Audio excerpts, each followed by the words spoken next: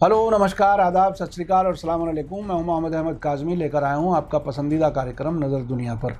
दुनिया भर की नज़र इस वक्त सऊदी अरब पर आरामको के तेल कारखानों पर हुए हमलों के बाद के हालात पर लगी हुई है। मीडिया स्टार वर्ल्ड आप तक अलग अलग सोर्सेज से खबर इकट्ठा करके पहुंचा रहा है। हर एक के दिमाग में सवाल ये है कि क्या जंग होगी या नहीं। क्या अमेरिका सऊदी अरब से ईरान पर हमला कराएगा और बाद में हथियार बेचकर अपना ख़जाना भरेगा, या सिर्फ तनाव रहेगा, जंग नहीं होगी। ये ऐसे सवालात हैं जिनका सभी जवाब चाहते हैं। ताज़ा खबर यह है कि अमेरिका सऊदी अरब में कुछ और फ़ौज तैनात करेगा, ये कहते हुए कि वो सऊदी अरब और यूनाइटेड अरब एमिरेट्स की सुरक्षा यानी सेफ्टी के लिए ऐसा कर रहा है। सऊदी अरब के विदेश मंत्री ने कहा है कि आरामको के तेल कारखानों पर हमलों में ईरानी हथियार इस्तेमाल हुए हैं। ईरान के विदेश मंत्री ने कहा है कि जंग शुरू तो करोगे लेकिन ख़त्म नहीं कर पाओगे।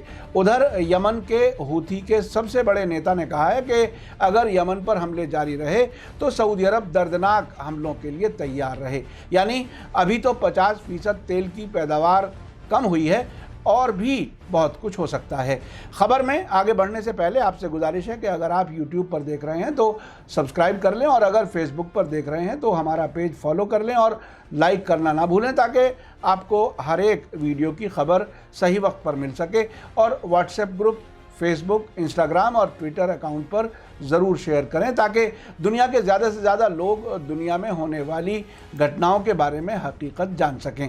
एक और अनाउंसमेंट है कि कल सुबह 23 सितंबर को 9 बजे मीडिया स्टार वर्ल्ड भारत और पाकिस्तान के प्रधानमंत्रियों के बीच यूनाइटेड नेशंस जनरल असेंबली में 27 सितंबर को कश्मीर के मामले पर होने वाले मुमकिन टकराव के बारे में अंतर्राष्ट्रीय मामलों के एक्सपर्ट सईद नकवी के साथ इंटरव्यू पब्लिश करेगा।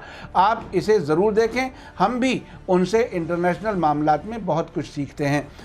अब चलते हैं आज की खबर की तरफ। रॉयटर्स की खबर है कि अमेरिकी राष्ट्रपति डोनाल्ड ट्रंप ने फ्राइडे को तेल कारखानों पर सबसे बड़े हमले के बाद सऊदी अरब और यूएई को हवाई और मिसाइल हमलों से बचाने के लिए अमेरिकी सैनिकों को भेजने की मंजूरी दी है। इन हमलों का अमेरिका ने ईरान पर इल्ज़ाम लगाया है। पेंटागन ने कहा है कि अमेरिका सिक्योरिटी के लिए और फौजियों और हथियारों को सऊदी अरब और संयुक्त अरब अमीरात यूएई में तैनात करेगा, ताकि किसी भी अचानक सैनिक हमले का सामना किया जा सके। अमेरिका के डिफेंस मिनिस्टर मार्क एस्पर ने कहा है कि ये पहला कदम है और वो आगे के किसी कदम के लिए इनकार नहीं कर रहे हैं। उन्होंने कहा कि ये सऊदी अरब और यूएई के रिक्वेस्ट के जवाब में किया जा रहा है, ताकि उनकी हवाई और मिसाइल सुरक्षा में सुधार लाया जा सके। अमेरिका के जॉइंट चीफ ऑफ स्टाफ के चेयरमैन जनरल जोसेफ डनफोर्ड ने कहा है कि आने वाले दिनों में तैनाती की डिटेल तय की जाएगी। अमेरिका के रक्षा विभाग, जिसे पेंटागन कहा जाता है, ने कहा है कि अमेरिकी सेना की तैनाती हज़ारों की तादाद में नहीं बल्कि सैकड़ों में होगी, जो केवल रक्षात्मक तैनाती होगी। इससे ये कहने की कोशिश की जा रही है कि हम किसी हमले में शामिल नहीं होंगे, लेकिन किसी बात पर भी यकीन नहीं किया जा सकता। अमेरिका के नए फैसले के बाद इसमें सऊदी अरब और यूएई दोनों को सैनिक इक्विपमेंट पहुंचाने में तेज़ी लाने का भी प्रोग्राम है। ये सैनिक इक्विपमेंट कहा गया है, इसका मतलब हथियार और दूसरी ज़रूरत की चीज़ें जो जंग में होती हैं वो उसकी तरफ इशारा है। जनरल जोसेफ डनफोर्ड ने कहा है कि हम सऊदी अरब और यूएई को सैनिक उपकरणों की डिलीवरी में तेज़ी लाने के लिए भी काम करेंगे, ताकि उनकी रक्षा करने की क्षमता यानी कैपेसिटी बढ़े। देखा आपने, यानी बात घूम फिर कर हथियार बेचने की ही आ गई। यानी हमले हुए और हथियारों का कारोबार फिर तेज़ हुआ। जो मैंने हमले कहा है वो है जो सऊदी अरब के तेल कारखानों पर हमले हुए हैं, उसके बाद इनका हथियारों का कारोबार तेज़ हो गया। डनफोर्ड ने कहा कि अधिकारी अभी भी सऊदी अरब की रक्षा करने के लिए क्षमताओं यानी कैपेसिटीज़ का सबसे अच्छा कार्यक्रम तैयार कर रहे हैं। डनफोर्ड ने जो बात आगे कही है वो काफ़ी दिलचस्प है। उन्होंने कहा है कि कोई भी एक किस्म के हथियार सिस्टम इस तरह के ख़तरे के ख़िलाफ़ बचाव करने के काबिल नहीं है, बल्कि डिफेंस कैपेबिलिटी की कई सतहों की तैयारी ही ड्रोन या दूसरे किस्म के हमलों के जोखिम को कम कर सकेंगी। अब से पहले इजराइल के जेरूसलम पोस्ट ने भी इस बात को माना था कि अगर बड़ी तादाद में ड्रोन से हमले हुए तो उनसे बचने का उनके पास कोई इंतजाम नहीं है। अब अमेरिका के चीफ ऑफ डिफेंस स्टाफ कह रहे हैं कि ड्रोन के हमले जिस तरह से आरामको तेल कारखानों पर हुए हैं उसके लिए बहुत से इंतजाम करने पड़ेंगे। यानी अब अमेरिका और उसके दोस्त मुल्कों की हथियारों की मंडी में रौनक आने वाली है। उधर अल अरेबिया के मुताबिक सऊदी अरब के विदेश राज्य मंत्री आदिल अल जुबैर ने तेल कारखानों पर हमलों के हवाले से ताज़ा बयान में कहा है कि आरामको हमले ईरानी हथियारों के साथ किए गए थे और इस वजह से हम उनके लिए ईरान को जिम्मेदार ठहराते हैं।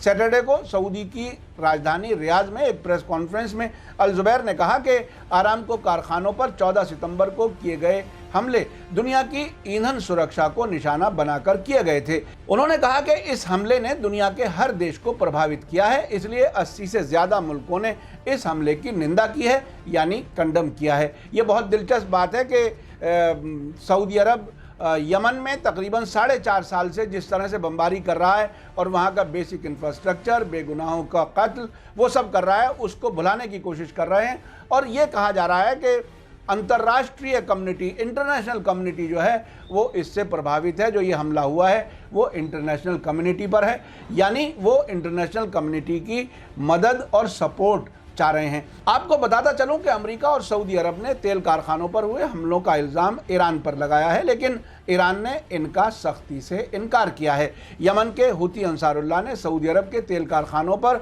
हमले की जिम्मेदारी ली थी और कहा था कि उनके 10 ड्रोन विमानों ने हमले में भाग लिया था। उनका कहना है कि ये हमले सऊदी अरब के गुनाहों के जवाब में किए गए हैं और अगर यमन पर हमले जारी रहे तो और कठोर और दर्दनाक हमले किए जाएंगे।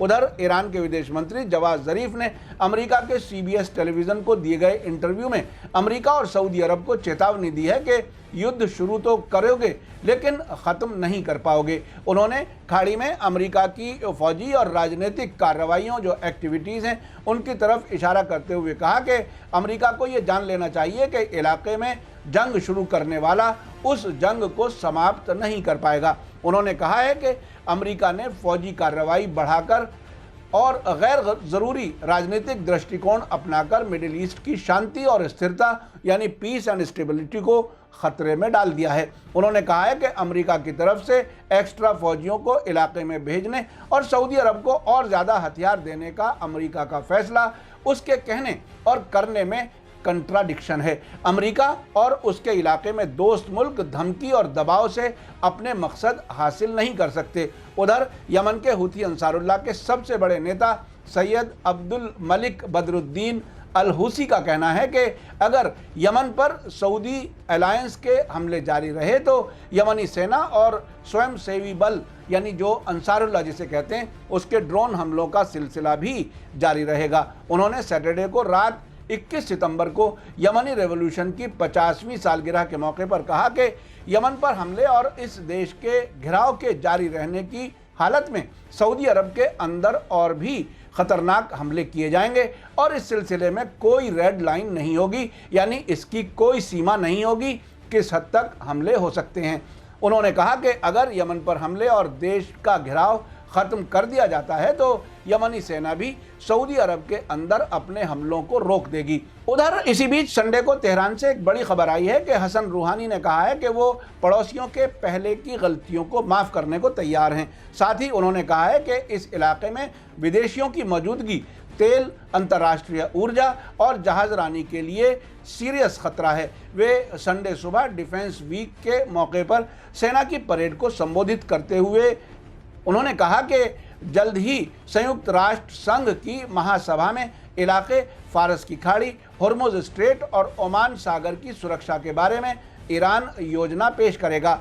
आपको बता दूं कि अमेरिका ने अपने मित्र देशों से कहा था कि खाड़ी की सुरक्षा के लिए गठबंधन में शरीक हों, लेकिन उनके लिए 5 दर्जन मुल्कों से अधिक मुल्कों से कहा गया था, लेकिन उनमें से सिर्फ अमेरिका के अलायंस में 3 ही मुल्क शामिल हो पाए हैं। ईरान के राष्ट्रपति हसन रूहानी ने कहा कि अमेरिकी सेना जहां भी गई वहां अशांति और अस्थिरता फैल गई, जबकि ईरान की सेना ने हर जगह शांति और स्थिरता कायम की है। उन्होंने सभी पड़ोसी देशों के साथ दोस्ताना ताल्लुकात बढ़ाने पर जोर देते हुए कहा कि हम सभी पड़ोसी देशों से दोस्ती और भाईचारा चाहते हैं। उन्होंने कहा कि आज अमेरिका और इजराइल समेत मुसलमानों के दुश्मन इलाके के हालात का मिसयूज़ करना चाहते हैं। हसन रूहानी ने कहा कि साम्राज्यवादी शक्तियां और उनमें सबसे ऊपर अमेरिका हमेशा से इलाकाई मुल्कों के हितों को लूटने, इलाके में अशांति फैलाने यानी पीस को डिस्टर्ब करने और प्रॉब्लम्स खड़ी करने की कोशिश में रहा है। उनका कहना था कि अफ़गानिस्तान, इराक और खाड़ी में जहां भी अमेरिकी सैनिक घुसे अशांति फैल गई। ईरान की फ़ौजों ने इराकी, सीरियाई, लेबनानी और फ़िलिस्तीनी जनता का साथ सुरक्षा कायम करने के लिए दिया तो इन मुल्कों ने आतंकवाद का सफाया कर दिया और ये ईरान और अमेरिका और उसके दोस्त मुल्कों के दरमियान फ़र्क है। उधर लेबनान के हिजबुल्लाह के बड़े नेता हसन नसरुल्लाह ने सऊदी अरब और यूनाइटेड अरब एमिरेट्स को चेतावनी दी है कि ईरान के साथ जंग उन्हें ले डूबेगी। उन्हें ये भी कहा है कि आरामको के कारखानों पर हुए हमलों पर दुनिया भर में शोर ऐसा लगता है कि तेल यमन के बेगुनाहों के खून से भी महंगा हो गया है। सऊदी अरब के साथ हमदर्दी जताने वाले मुल्क यमनी बेगुनाहों का खून भूल गए हैं, जो सऊदी अरब पिछले 4.5 साल से बहा रहा है। उन्होंने सऊदी अरब और यूनाइटेड अरब एमिरेट्स को मशवरा दिया है कि अपने तेल कारखानों को बचाने के लिए सस्ता हल ये है कि यमन के खिलाफ जंग बंद कर दें। अक्ल का तकाजा ये है कि जो खुद शीशे के महल में बैठा हो उसे दूसरों पर पथराव करने से बचना चाहिए। इन सब खबरों को देखकर ऐसा लगता है कि जैसा कि अब तक अमेरिका अपनी कमजोरी जाहिर कर चुका है और सऊदी अरब में रक्षात्मक कामों के लिए फ़ौज भेजने की बात कर रहा है। अभी जंग नहीं होगी, लेकिन अमेरिका सऊदी अरब और यूनाइटेड अरब एमिरेट्स से हथियारों के नाम पर अपनी तिजोरियां भरता रहेगा। मेरी नज़र में सब मुश्किलों का हल पड़ोसी देशों के बीच अच्छे ताल्लुकात ही हो सकते हैं, जो हथियार बेचने वाले मुल्क कतई नहीं चाहते। न वो भारत और पाकिस्तान के बीच शांति होने देंगे और ना ही सऊदी अरब और ईरान के बीच, क्योंकि इसी से तो उनका कारोबार चलता है। अगर भारत और पाकिस्तान और सऊदी अरब और ईरान मिलकर कॉमन दुश्मन की तलाश करेंगे तो सिर्फ यही हथियार बेचने वाले मुल्क ही मिलेंगे। मेरा प्रोग्राम आपको कैसा लगा कमेंट्स में ज़रूर लिखें। इसी के साथ मुझे दीजिए इजाज़त। थैंक यू, धन्यवाद, शुक्रिया। जय भारत, जय हिंद।